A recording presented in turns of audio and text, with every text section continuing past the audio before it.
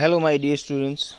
તો આજે આપણે લાસ્ટ લેક્ચરની અંદર જે યુનિટ નંબર 3 રીડ 1 વિશે વાત કરી હતી, ફિમેલ ફોર ફોરેસ્ટ્રી, એની અંદર કંઈક આગળ હવે લખે છે કે ભાઈ Kangad, a village of 200 families lies at the height of 2000 metre. Kangad નામનું એક ગામ છે કે જે 200 પરિવાર ધરાવે છે. એ 2000 મીટરની ઊંચાઈએ આવેલું હતું. It is an excellent example. તો આ જે ગામ છે ને એક અદ્ભુત ઉદાહરણ છે. કોનું? તો of the way in which, એક ઉપાયનું એક અદ્ભુત ઉદાહરણ છે કે જેમાં local people can manage there on forest, કે જેની અંદર સ્થાનિક લોકો છે એ પોતાના જે સ્થાનિક જંગલો છે એનું એ લોકો મેનેજ કરી શકે છે, એટલે એનું સંચાલન પણ કરી શકે છે. In that year the forest department decided to fail the, અહીંયા ઈંટ વાપરેલું છે. ઈંટ કોના માટે વાપરેલું છે? તો ઈંટ છે એ જંગલો માટે છે. તો ભાઈ એ વર્ષે જંગલ વિભાગે તે જંગલોને કાપવાનું ડિસાઇડ કર્યું. The village woman who had to walk long distances for fuel, fodder and water, ગામની સ્ત્રીઓ કે જેને ફ્યુલ, ઘાસચારો અને પાણી માટે જે સંપૂર્ણ દિવસ ચાલવું પડતું, લાંબા અંતર સુધી ચાલવું પડતું, they were determined to save the last patch of tree. આ સ્ત્રીઓ આ વૃક્ષોના અંતિમ પેચ એટલે અંતિમ ભાગ સુધી એમની રક્ષા કરવા માટે તૈયાર હતી. The main of Kangad though were offered work by the forest department. ઊંધું થયું. ધ મેન ઓફ કાંગડ એટલે કાંગડના પુરુષોને જંગલ વિભાગ દ્વારા જ ટુ કટ ધ ફોરેસ્ટ, જંગલ કાપવાની, ટ્રીઝ કાપવાની એ કોન્ટ્રાક્ટ આપવામાં આવ્યો હતો, જોબ ઓફર કરવામાં આવી હતી. તો એઝ અ રિઝલ્ટ શું થાય છે? તેના પરિણામે there was a conflict between the village men and women.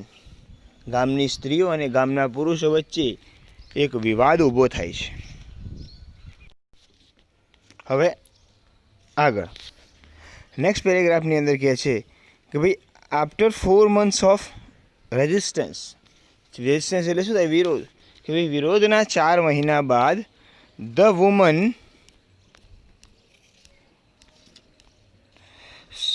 સક્સીડેડ in saving their forest.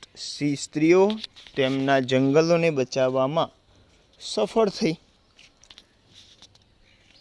The women's organisation, સ્ત્રીઓનું એક સંગઠન હતું જેનું નામ હતું the Mahila Mangal Dal. Then decided to revive the degraded forest. આ સંગઠને જે ડિગ્રેડેડ ફોરેસ્ટ એટલે કે નાશ પામેલા જંગલો છે એને રિવાઇવ કરવાનું, એટલે એને પુનર્જીવિત કરવાનું, પુનઃરચના કરવાનું ડિસાઇડ કર્યું. ઓન ધ બેસિસ, ધ્યાન આપજો અંદર, on the basis of the numbers of cattle owned by each family,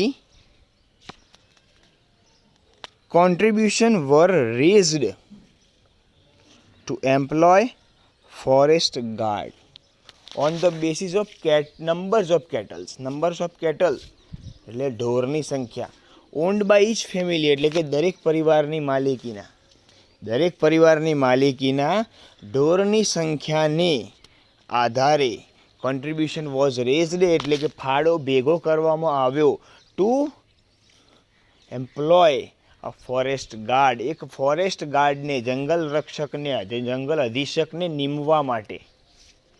who was pad 300 per month, કે જેને મહિને 300 રૂપિયા ચૂકવવામાં આવતા હતા. For 3 years the arrangement worked well. 3 વર્ષ માટે આ જે ગોઠવણી હતી એ યોગ્ય રીતે ચાલે છે. But problem then arose. અને ત્યારબાદ સમસ્યા વધે છે. સમસ્યાની અંદર કંઈક આવું છે કે the forest guard become negligent. આળસુ બની જાય છે. And protection was loose. અને એનાથી રક્ષણ ઢીલું પડવા લાગે છે. તો વન્સ વુમન ડિસ્કવર્ડ ધીસ. તો એકવાર સ્ત્રીઓએ આ વસ્તુ શોધી કાઢ્યું. દે અબોલિશ ધ પોસ્ટ. તેમને તેની પોસ્ટ એટલે તેનું પદ નાબૂદ કર્યું, પહેલાં કાઢી મૂકે છે જોબમાંથી. And decided to guard the forest themselves. અને પછી ધેમસેલ્વ્સ એટલે પોતાની જાતે જ જંગલોને ગાર્ડ કરવાનું, એટલે કે જંગલોની રક્ષા કરવાનું ડિસાઇડ કરે છે. હવે શું કહે છે કે ભાઈ નાવ the Mahila Mangal Dal has assigned the duty of looking after the forest to group of village woman. Assigned એટલે શું થાય? સોંપવું. તો મહિલા મંગલ દળે હવે લુકિંગ આફ્ટર ધ જંગલ્સ, જંગલોનું દેખભાળ કરવાની જે ડ્યુટી હતી એ ગામની સ્ત્રીઓના એક ગ્રુપને, ગામની સ્ત્રીઓના એક દળને સોંપી. મહિલા મંગલ દળે જંગલની દેખભાળ રાખવાની જવાબદારી ગામના એક સમૂહને, સ્ત્રીઓના સમૂહને સોંપી. The responsibility is shared among 15 women in rotation. તો આ જવાબદારી રોટેશનમાં એટલે કે વારાફરતી 15 વુમન એટલે કે 15 સ્ત્રીઓ વચ્ચે વહેંચવામાં આવે છે. બરાબર? વારાફરતી 15 સ્ત્રીઓ વચ્ચે વહેંચવામાં આવે છે. Thus, તેથી the duty of four each woman comes after 50 days. એનાથી શું ફાયદો થાય કે ભાઈ ડ્યુટી ઓફ ઇચ વુમન એટલે કે દરેક સ્ત્રીની જે ફરજનો સમય છે એ ક્યારે આવે? 15 દિવસ પછી આવે. તો શું થાય? બાકીના સમયમાં પોતાના ઘરની પણ સંભાળ રાખી શકે. તો લખે છે કે એઝ વન વુમન સેડ, જેમ કે એક સ્ત્રીએ કહ્યું કે ઓન ધીઝ ડેઝ, કે આ દિવસોએ વી લીવ અવર વર્ક, અમે અમારું બધું જ કામ છોડી દઈએ છીએ. એન્ડ પ્રોટેક્ટ ધ ફોરેસ્ટ, અને જંગલની રક્ષા કરીએ છીએ. Because our oak trees are like our children, અમારા દેવદારના જે વૃક્ષો છે અમારા બાળકો જેવા છે. Once when a migrant shepherd allowed his goats to graze in the protected forest area. એક વાર શું થાય છે, એક માઇગ્રન્ટ શેફર્ડ છે, સ્થળાંતર કરતો એક ભરવાડ હતો. એ શું કરે છે? એ પોતાના ગોટ્સ એટલે પોતાના બકરીઓને પ્રોટેક્ટેડ ફોરેસ્ટ એરિયા એટલે જંગલ આરક્ષિત વિસ્તારની અંદર ગ્રેઝ કરવા માટે એટલે ચરવા માટે મોકલી દે છે. તો શું કહે છે? ધ વુમન ટુક અવે ધ ગોડ્સ. સ્ત્રીઓ એ જે બકરીઓ છે એને પોતાની હસ્તક કરી લે છે. And find the shepherd ₹200. અને પેલા ગડરીઓ જે છે એને 200 રૂપિયાનો દંડ ફટકારે છે. Villagers themself are fined up to ₹100 for cutting trees to firewood. ગામવાળા પોતાને જ 100 રૂપિયા સુધીનો દંડ કરતા. એના માટે? ફાયરવુડ માટે, બળતણના લાકડા માટે. કેટલા રૂપિયાનો? બળતણના લાકડા માટે તમે ઝાડ જે કાપતા ગામના લોકો, એના માટે પોતાની જાતને પણ એ 100 રૂપિયા સુધીનો દંડ કરતા. તો બહુ સરસ વાત કરેલી છે આની અંદર. નેક્સ્ટ કહે છે કે થેન્ક્સ ટુ નેચર, કુદરતનો આભાર છે.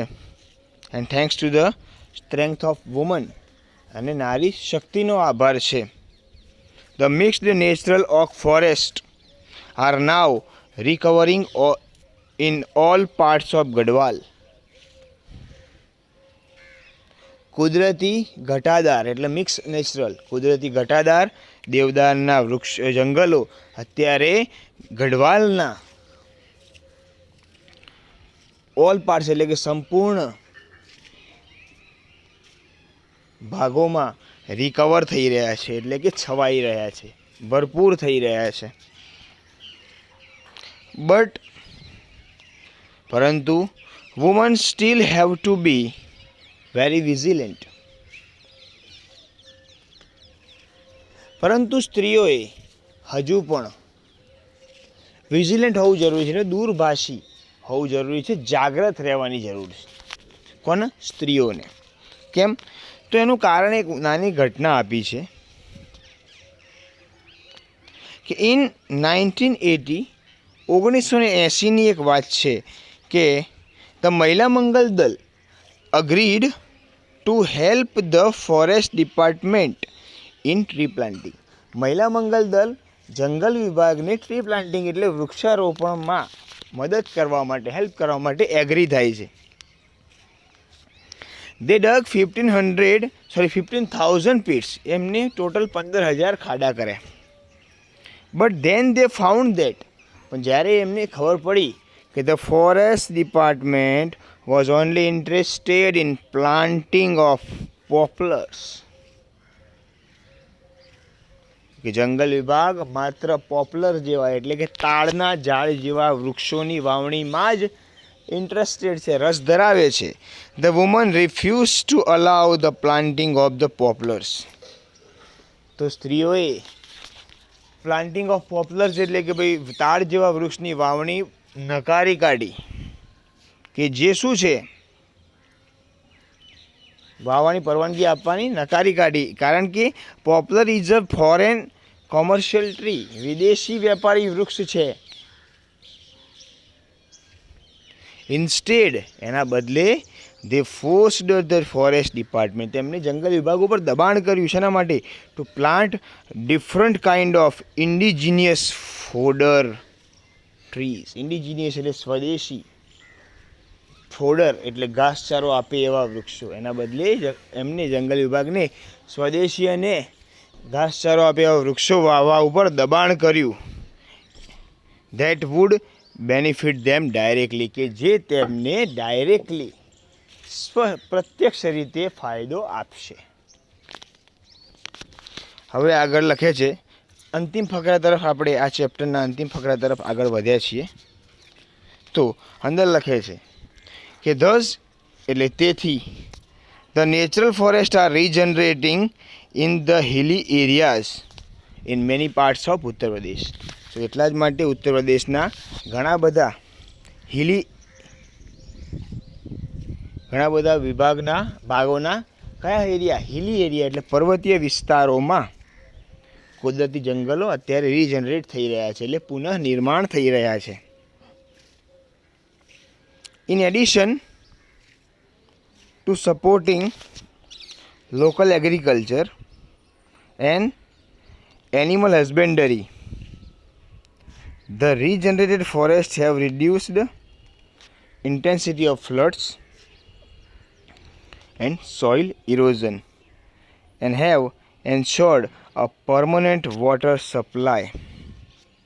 અહીંયા એવું કહે છે ઇન એડિશન એટલે વધારામાં, સપોર્ટિંગ લોકલ એગ્રીકલ્ચર એનાથી શું થાય છે કે સ્થાનિક એગ્રીકલ્ચરને, સ્થાનિક ખેતીને ટેકો મળ્યો છે. બીજું છે એનિમલ હસબેન્ડરી, પશુપાલન, એને પણ ટેકો મળી રહ્યો છે. ધ રીજનરેટેડ ફોરેસ્ટ એટલે કે જેટલા પુનઃનિર્મિત જંગલો છે એમને એક ઇન્ટેન્સિટી ઓફ ફ્લડ, બરાબર, પૂરની તીવ્રતામાં ઘટાડો કર્યો. એન્ડ સોઇલ ઇરોઝન, જમીનના ધોવાણની અંદર ઘટાડો કર્યો છે. એન્ડ એ લોકો એક પરમનન્ટ વોટર સપ્લાય એટલે કાયમી રીતે પાણીનો પુરવઠો આપવાનું એક એન્શ્યોરમેન્ટ એટલે એક ખાતરી આપી છે. તો એટલા માટે લાસ્ટ વાક્ય કયું છે? ધ્યાન આપજો. સૌથી લાસ્ટ વાક્ય બહુ સમજવા જેવું છે કે the practice of community protection of forest has spread to many neighbouring villages.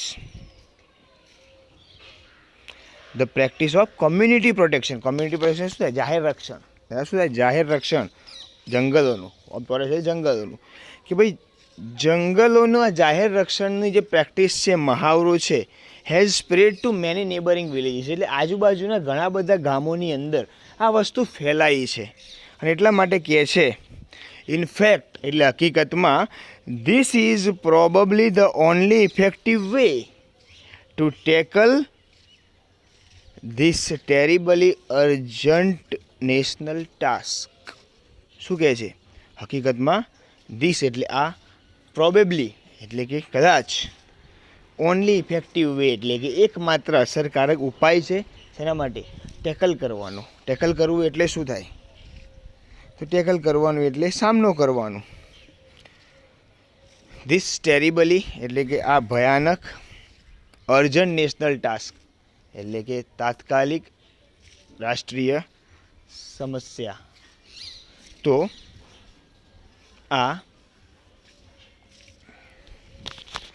ભયાનક તાત્કાલિક રાષ્ટ્રીય સમસ્યાના નિવારણ માટેનો શું છે? એકમાત્ર અસરકારક ઉપાય હોઈ શકે છે કદાચ.